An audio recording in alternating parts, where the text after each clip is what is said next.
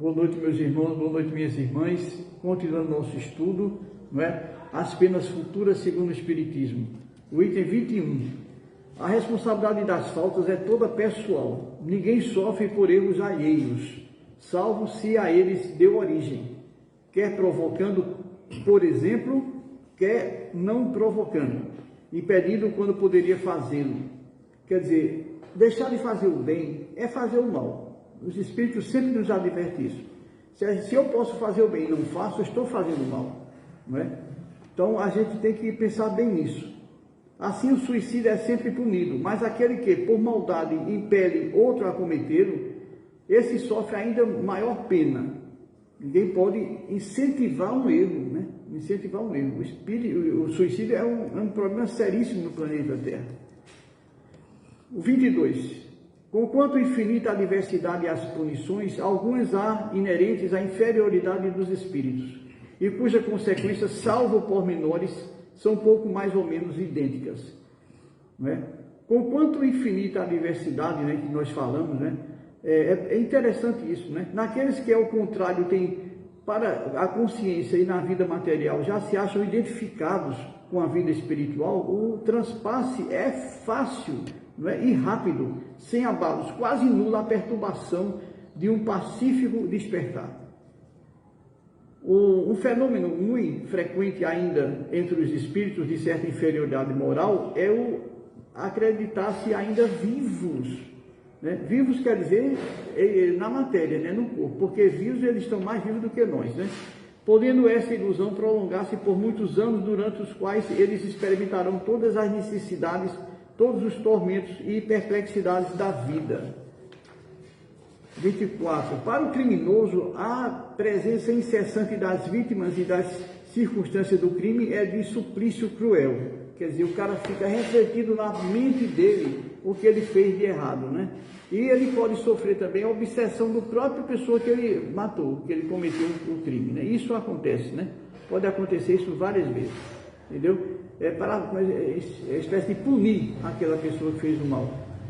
25. Espíritos há mergulhados em densa treva, outros se encontram em absoluto isolamento no espaço, atormentado pela ignorância da própria posição, como da sorte que os aguarda. Os mais culpados padecem torturas muito mais pungentes por lhe entreverem o fim, né? Isso eles não vão aceitar isso, porque eles não sabem o fim daquele tormento dele. Eles não fazem nada para isso, para ele chegar ao fim. Então eles ficam atormentados, né, sem condição nenhuma de saber o que vai fazer. Alguns são privados de ver os seres queridos, e todos geralmente passam por intensidade relativa pelos males, pelas dores e privações que outros ocasionaram.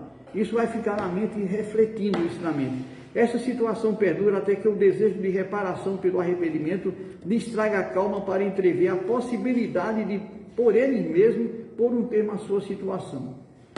26. Para o orgulhoso, relegado às classes inferiores, é suplício ver acima dele colocados, cheios de glórias e bem-estar, os que a terra desprezaram. Quer dizer, eles desprezavam aquele pessoal humilde que estão num patamar superior dele quando ele desencarna. O hipócrita vê desvendados, penetrados e lidos por todo mundo os seus mais sinceros pensamentos, sem que possa ocultar ou dissimular. O sátiro, na impotência de os saciar, tem na exaltação dos bestiais desejos o mais atroz tormento. Vê o avaro o esbanjamento inevitável do seu tesouro, enquanto que o egoísta desamparado de todos sofre as consequências de suas atitudes terrenas. Nem a sede nem a fome lhe serão mitigadas, nem amigas mãos lhe estenderão as quais mãos de suplícios.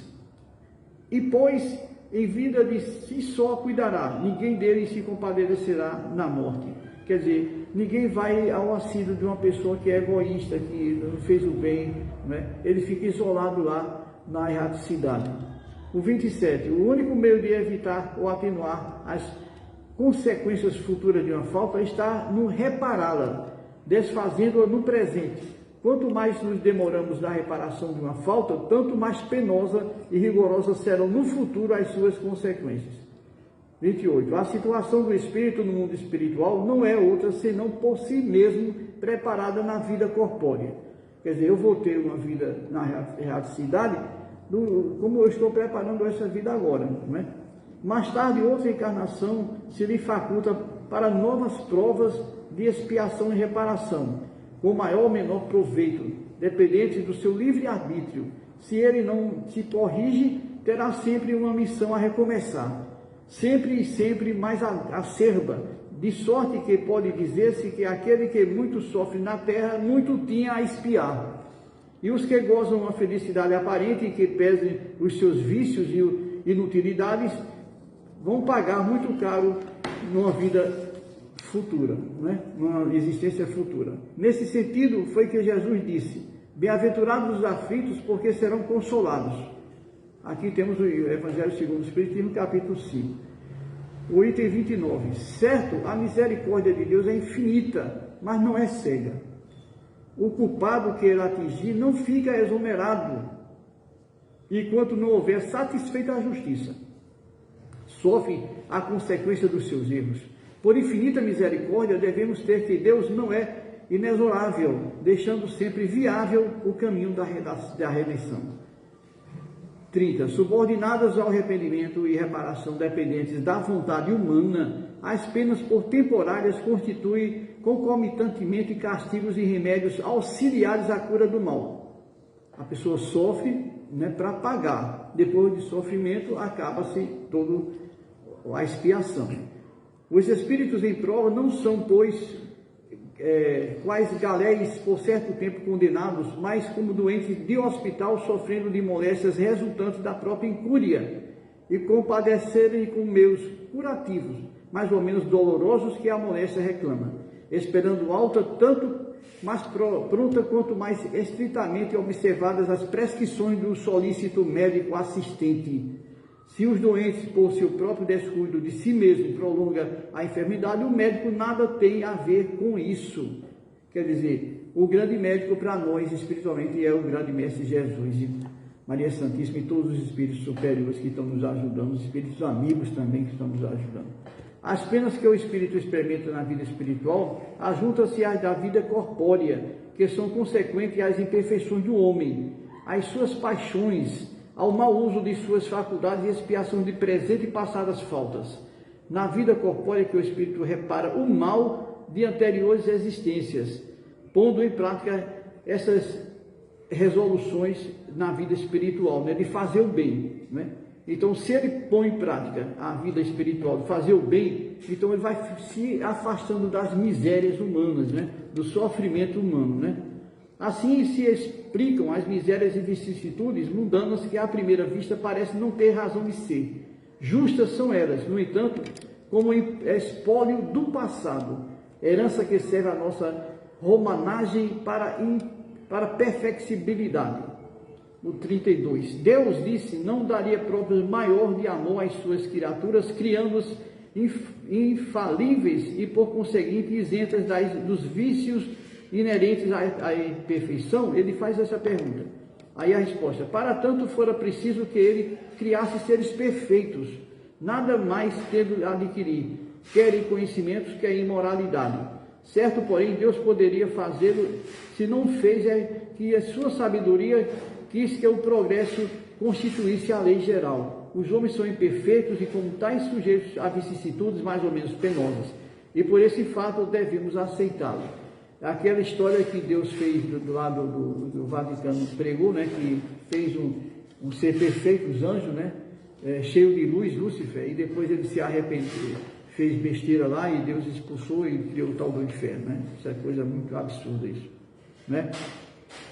Isto posto, nada mais justo que a liberdade da ação a cada um concedida. O caminho da felicidade a todos se abre amplo, como a todos as mesmas condições para atingir. A lei gravada em todas as consciências, a lei de Deus está gravada em nossa consciência, a todos é ensinada. Deus fez da felicidade o prêmio do trabalho e não do favoritismo, para que cada qual tivesse seu mérito. Todos somos livres no trabalho do próprio progresso, e que muito e depressa trabalha, mais cedo recebe a recompensa. O romeiro que se desgarra ou em caminho perde tempo, retarda a marcha e não pode queixar-se senão de si mesmo, né? Olha, se a pessoa se ilude com essa mundana atitude do planeta Terra, né? Somente se dedica a prazeres tal, o que é que ele está fazendo? Retardando, né, o seu desenvolvimento espiritual, né? O sofrimento é inerente à imperfeição. Toda imperfeição, assim como toda falta dela promanada, traz consigo o próprio castigo nas consequências naturais e inevitáveis. Assim a moléstia pune os excessos e da ociosidade nasce o tédio, né? Sem que haja mistério de uma condenação especial para cada falta do indivíduo. A pessoa fica numa vida ociosa, ele vai esperar o quê? Vai esperar que o seu corpo receba aquela ociosidade e que doenças venham a ele, porque o movimento no universo é constante. O universo nosso sempre tem movimento, então a pessoa tem que se movimentar, não ficar parado. Isso reflete até na própria saúde da pessoa, né? Podendo todo homem libertar-se das imperfeições por efeito da vontade, pode igualmente anular os males consecutivos e assegurar futura felicidade.